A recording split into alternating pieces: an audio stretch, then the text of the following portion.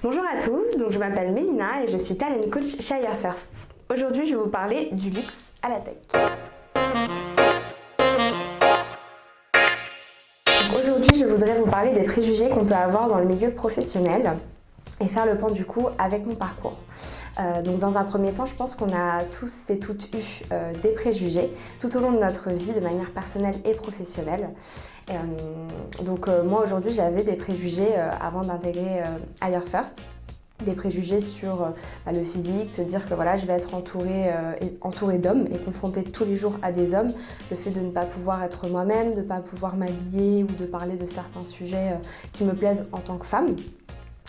Et du coup de vous expliquer qu'aujourd'hui j'ai été surprise positivement et faire le point par rapport à mon parcours.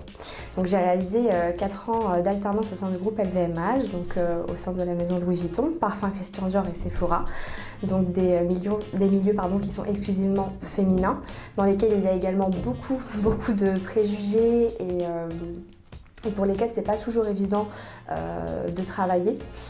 Entre femmes, c'est aussi d'autres préjugés, d'autres situations qu'on peut rencontrer. Et aujourd'hui, donc chez Hire First, comme je vous l'ai dit, j'ai été surprise car j'ai été accueillie par une équipe plus de la moitié donc masculine, et en tant que talent coach, être confrontée tous les jours, recruter tous les jours des hommes et parler quasiment qu'avec des hommes, j'avais forcément un petit peu peur. Mais j'ai été surprise parce que l'entente elle est là, on arrive à communiquer, on arrive à se faire comprendre. Je pense que c'est important en tant que femme de pouvoir se faire comprendre. Après, il y a forcément des choses qui doivent encore évoluer, comme par exemple des déjeuners ou des formations, des meetings qu'on peut avoir avec des candidats ou avec des hommes de manière générale. Et sous prétexte qu'on est une femme, de se dire qu'il peut y avoir une possibilité ou autre, mais non, on peut tout à fait être une femme, rencontrer un candidat ou un collaborateur homme et qu'il n'y ait pas forcément d'ambiguïté. Et que ça reste professionnel, donc je pense qu'on doit encore travailler là-dessus de manière générale. Mais sinon, il y a quand même beaucoup plus de positifs qui ressort de tout ça. Donc je suis très contente.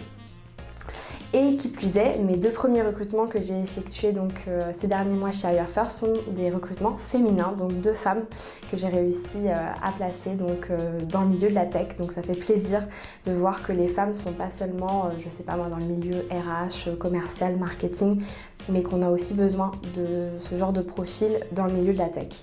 Donc c'est bien, ça évolue et je pense qu'il faut que ça continue comme ça.